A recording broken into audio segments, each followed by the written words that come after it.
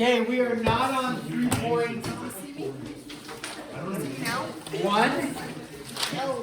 Did you get into the screen? Nice. That's awesome. Successfully ruined the video. Okay, now. Should I cut the slides? No, start re-recording. Yeah. No. Yeah. Okay, here we go. 3.2. Jumping right into it. Let's hammer this out and give you a little bit of time to get all the homework done and work on 3.1 still in algebra review if you still haven't gotten that done. Parallels and transversals. Now, we hopefully understand what parallel lines are. A parallel line would look something like this and something like that, right? Those are parallel lines. They aren't going to intersect. Now, what happens when you have parallel lines, or I'm sorry, they're not parallel, but they don't intersect, okay? That would mean that it has to be three-dimensional. Because if you have two lines on a whiteboard and they're being drawn, if they're not parallel, okay, so if I were to draw a line like this, okay, there's a line and another line, even if it was not like this, if those lines are not parallel, which I would say looking at them, they're not, eventually those lines are going to cross each other, right? As long as we keep drawing this one out, keep drawing this one out, they're going to cross each other. But you can have two lines not on the same plane that don't intersect, right? So if you have a line that looks like this and a line that looks like this, they're not parallel. The markers are not parallel, but they're not going to intersect, correct? This one's going to go that way, that one's going to go that way, like two airplanes. One flying that direction, one underneath. Those lines are what we call skew, S-K-E-W. So lines that are not in the same plane but do not intersect are skew. Now if I were to twist this marker, now the lines are parallel and they would be in the same plane. Twist the line this way, they are skew, S-K-E-W, skew. Kind of a unique word. So two lines not in the same plane that don't intersect are skew. Okay? Now, another word that we need to talk about is a transversal. A transversal is a line that intersects two or more lines. They do not have to be parallel. So if I have, let's draw this. If I have a line this way and a line this way, okay, I have two lines. The transversal is the line that intersects those two lines like that. We'll call this T for transversal. So two lines cut by a third line. That third line is going to be the transversal. Now a transversal can cut more than two lines. It could cut three or whatever. But in this case, I'm just showing it cutting two lines. That's a transversal. Now when it cuts two lines like this, we have a whole host of special angles formed. I'm going to label them 3, 4, 5, 6, and then let's go with 7, 8. Okay? Now with that, we already know some of these angles and the names of them, right? So if I were to ask you 1 and 2, angles 1 and 2, you can tell me what their angle measures are equal to, right? What are angles 1 and 2 equal to? 180. Okay, those would be called a linear pair. Linear pairs are supplementary, which means they're equal to 180. We're not going to learn that as a new thing. 1 and 4, what are 1 and 4 called? Vertical. 2 and 3 are called vertical. We're not going to worry about learning that because we already know it. There's other names that we're going to learn, and those are exterior angles, interior angles, alternate interior angles, corresponding angles, consecutive interior angles, a whole host of that you will need to know. Okay? So let's start with this. Let's start with the interior angles. So if we are looking at this picture, the interior angles, are the ones on the inside, which would mean 3, 4, 5, and 6. So our interior angles are 3, 4, 5, and 6. Now, formally, it would be optimum if we wrote angle 3 angle 4, angle 5, angle 6, meaning with the angle symbol. I'm not going to mark you wrong in the mid-chapter assessment when I say what are the interior angles and you write just the number 3, 4, 5, or 6. I'm not going to mark you wrong there. Okay, so if you want to do the formal angle measure, that's nice. If you just write 3, 4, 5, and 6, that'll work for me. Okay, exterior angles then. The exterior, what would the exterior angles be? Well, it's the ones on the outside. So 1 and 2 are on the outside there, and 7 and 8 are on the outside. So 1 and then 2 and then 7 and 8 are our exterior angles. Okay, then we're going to talk about the alternate interior. Alternate interior. Now you will be given like this picture. Maybe the numbers are a little bit different, but you'll be given this picture on the mid-chapter assessment and the test, end of the test, and I'll say which ones are the alternate interior angles, and then you'll just have to label them. Okay. Alternate interior angles, they come in pairs, okay? So they come in pairs. So the alternate interior angles would be this. You start on it is either 3, 4, 5, and 6. Those are the only options, right, for alternate interior. If we start with 3, alternating is described as not next to, but you go 3, you skip 4, and then you go to 6. So alternate interior would be 3 and 6 matched together. So in this case, if you were to write it, you would say 3 and 6 match together, comma, and then what are the other interiors that match together? Alternate interior, 4 and 5 match together like that. So 4 and 5 match together. Those are our alternate interior angles. Okay, so 3 and 6, 4 and 5 match together for alternate interior. Okay. The next set that we're going to talk about are consecutive interior. Consecutive interior. Now, consecutive means one after another. Sometimes this could be tricky because sometimes people say consecutive, which would make sense as 3 and 4, right? So 3 and 4. However, 3 and 4 would be described as a linear pair, which is something different. And so when we say consecutive interior, we're actually referring to 3 and 5 and 4 and 6. Okay, so consecutive interior would be 3 and 5, 4 and 6. So 3 and 5, 4 and 6. Those are the two sets of consecutive interior. Okay, so then we have 2 more things that we need to look at, and those 2 more things are alternate, okay, exterior angles. We already did alternate interior. We're going to go alternate exterior angles. Alternate exterior angles also come in pairs, okay, just like the alternate interior angles. And the alternate exterior angles, we start with an exterior angle of 1. Alternating would not be 2, 1 and 2. Those are a linear pair. We already know that. So this is a different thing, or a different set. It'd be 1 and then 8. Those would be alternate exterior angles, 1 and 8. So angle 1 and 8 match up together. And then angle 2, what's alternating? 2, then not to 8, but 2 alternate and then go to 7. So 2 and 7 would match up together as well.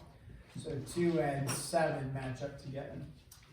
And then the last phrase, or last set of angles is actually corresponding, and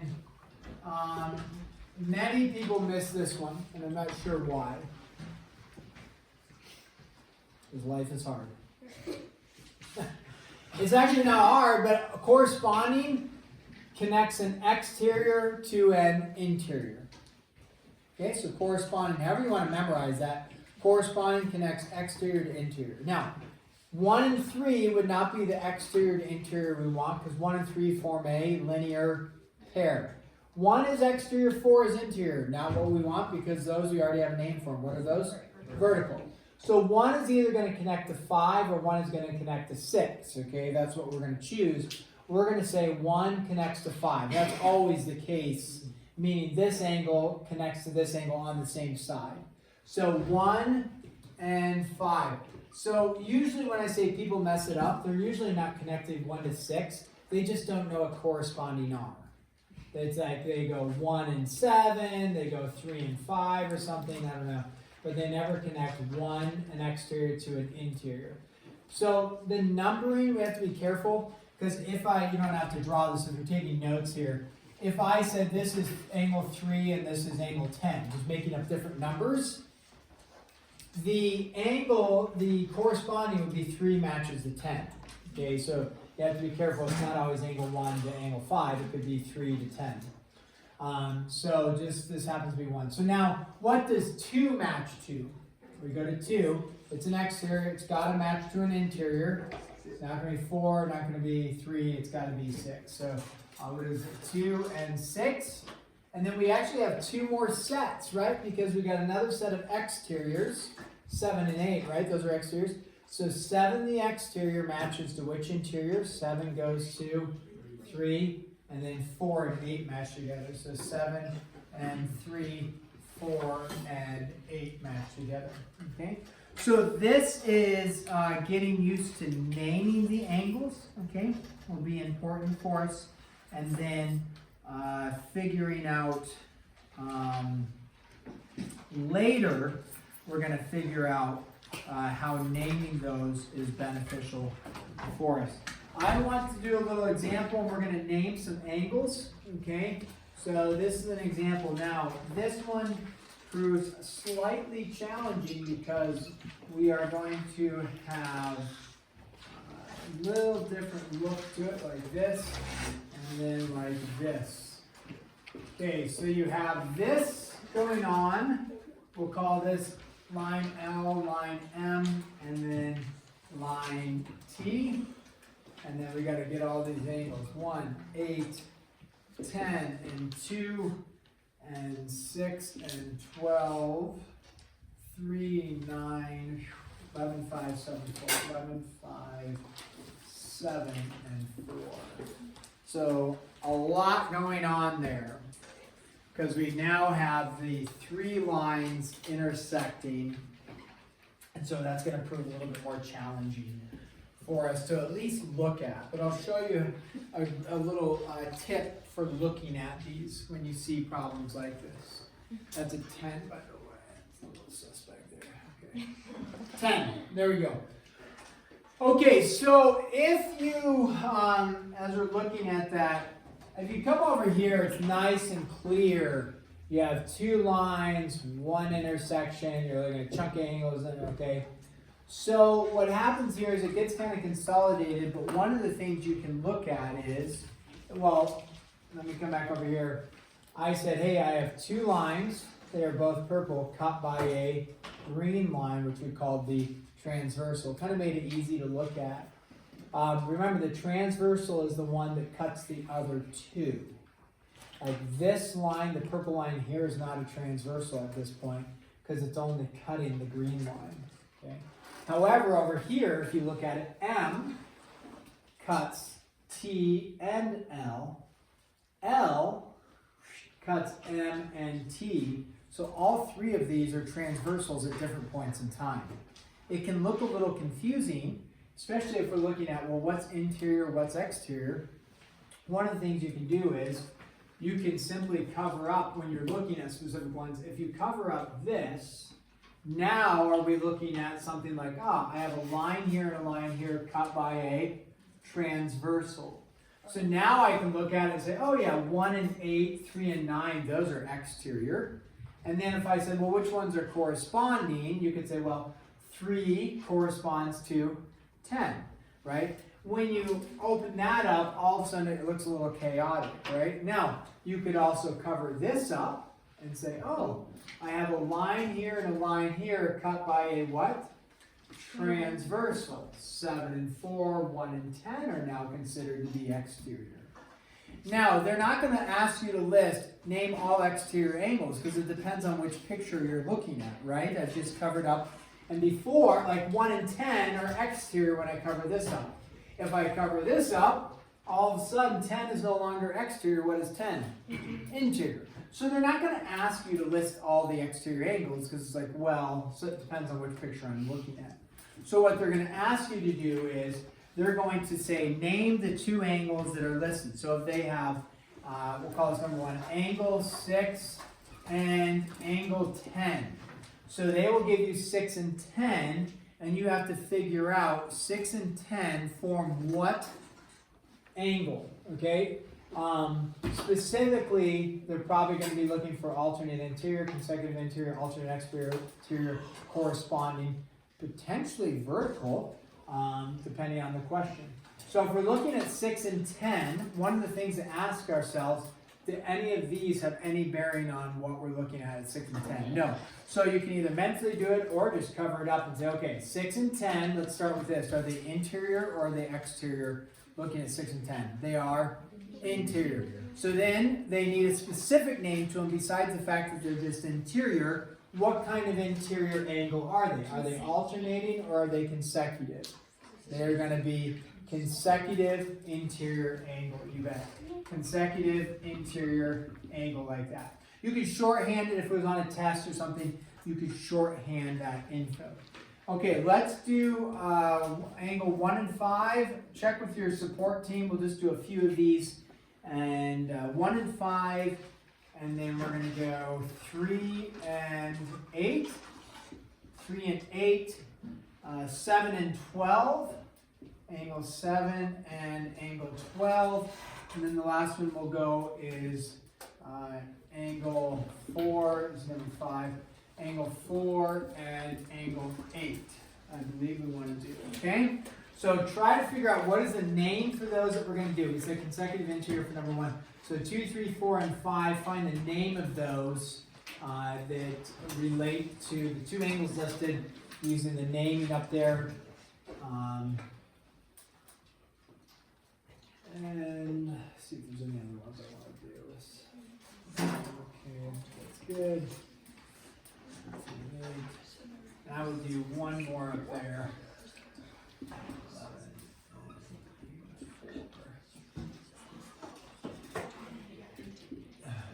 Yes.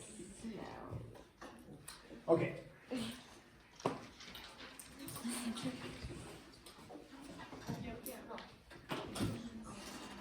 Check with your support team, even if you don't like them. Be worth asking them. Yeah, don't just be honest too. I don't like you, but I will ask you a question.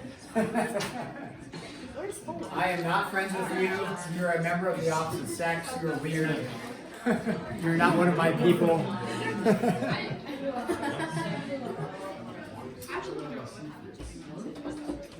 Okay, I have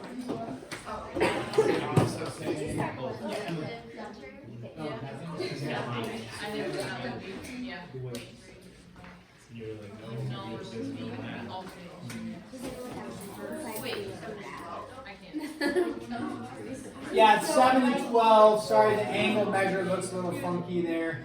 But yeah, 3 and 8, 7 and 12, 11 and 4, 1 and 5. Don't be afraid to talk to your neighbor. I'm not forcing you to. Just say don't be afraid. They may bite. That's okay. Soon. It'd be really weird if it did.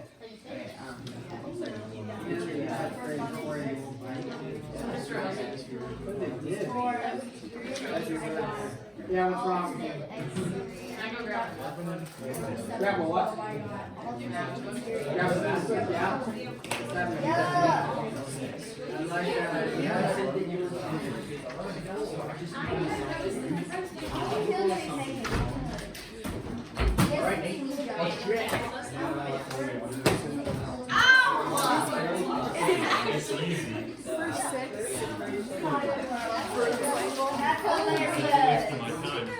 Okay. Here we go. So let's take a look at these. Okay, 1 and 5. So when we go look at 1 and 5, again, however you want to do it, we can cover this up because 1 and 5, there's nothing, this bottom section has nothing to do with it. So now 1 is exterior or interior. What is 1 going to be? Exterior. And then 5 is interior. Therefore, what is it, Rappler? Corresponding. Yeah, 1 and 5 would be corresponding. Corresponding because you have an exterior to an interior. 3 and 8. So I look at 3, I look at 8. So I'm going to cover up this. 3 and 8 became what? Alternate exterior. Right? So it's a 3 here, it's an 8 there. Those are both exterior, and they are alternating, right? So alternate exterior. Alternate exterior, kind of squeezing it in there. All right, what about 7 and 12? 7 and 12, we got rid of this. Alternate interior, yes. 7 became an interior, 12 is an interior. So 7 and 12 would be alternate interior, very good. And then 4 and 8, what are 4 and 8 going to be? 4 and 8, cover that up. 4 is exterior, 8 is interior. And so that would again be a corresponding. Okay. And then I threw in an 11 and a 4. Vertical. Yeah, it wasn't in our list, but I have referenced that today a few times. So those ones are just directly across. Those would be vertical angles. Okay.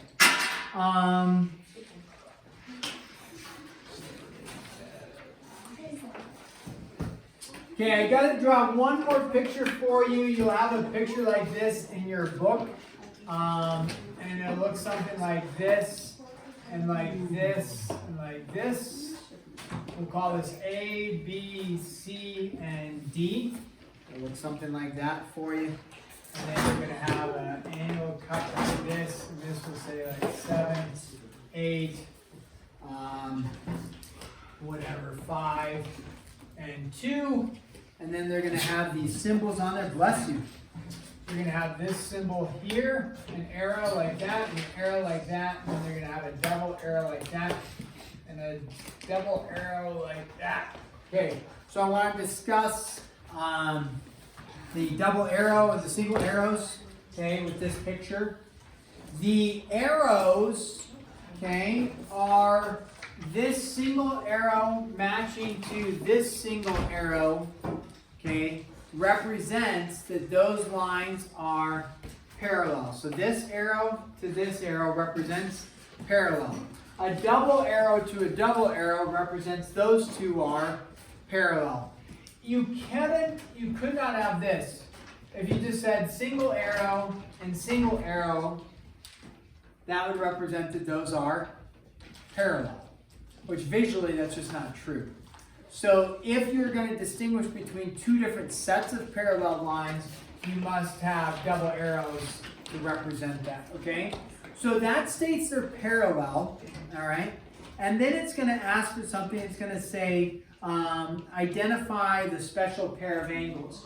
So if I have angle 8 and angle 5, so it's like what we were asking over here. We're saying, hey, name the name of those angles. So 8 and 5 form what kind of angles? The challenge here is that you don't see clearly, necessarily, the two lines like this, two lines clearly cut by a transversal.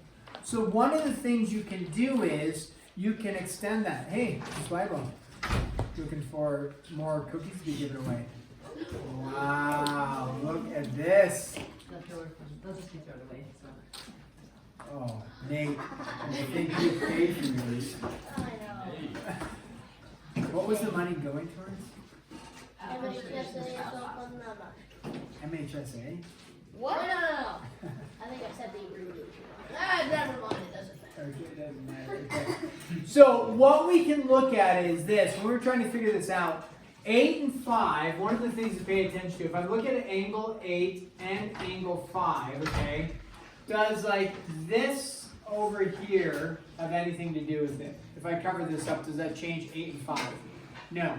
If I cover this up over here, does that have anything to do with 8 and 5? No. Now if I cover it up like this, sure, all of a sudden 5's going to rest. So one of the things you can do, I do it in green marker, is you can extend these lines like this, you know, if you need to visually look at it. If this was like on a mid-chapter assessment or a test, you can just extend all these lines so then you can see them as like intersecting lines. Now that looks like a lot of chaos going on, but if you were to look at 8 and 5, essentially what you can do, if I can get enough papers to cover stuff up, like 8 and 5, we can eliminate this, we eliminate this, okay? Now there's some extra stuff going on, but essentially what's happening is that you have a line here and a line here cut by a transversal. So 8 and 5, I think I heard somebody say it. What would 8 and 5 be? What kind of angle measures would that be? Alternate interior. So we would say alternate interior. Now, what line? I got a lot of greens going, but we can still see the letters. What line is the transversal? When I look at the 8 and the 5, okay, what line is the transversal that made those two angles? A to C. Remember, we have to be careful if we just say A could go this direction, or this direction. So the transversal line, as the book will actually ask something like that, transversal, the transversal line is AC. That's the transversal line. The other thing you can do with this, so you can either extend the lines out, which looks a little chaotic.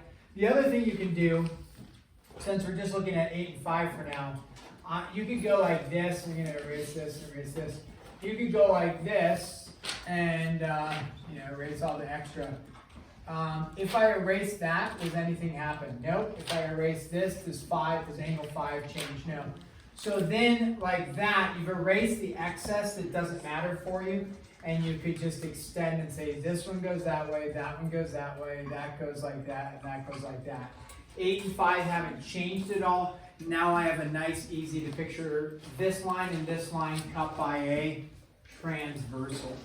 So you could do that as well. If you're looking at a picture, you could erase part of it and redraw it and erase it to what matters. Now, if you erase like this line, it's all of a sudden angle 5 get changed. Yeah, angle 5 is just free floating, so you wouldn't erase that line. You would have to leave that one in play, right? But the other line here, the line that was there, has nothing to do with angle 5. No, nothing to do with it. Okay? So that's a way to look at some of these problems when you're trying to figure out what they are. Okay, we're going to stop there. Give you 18 minutes to work on this. This will be due tomorrow. 3-1 and algebra review are due on what day? Wednesday.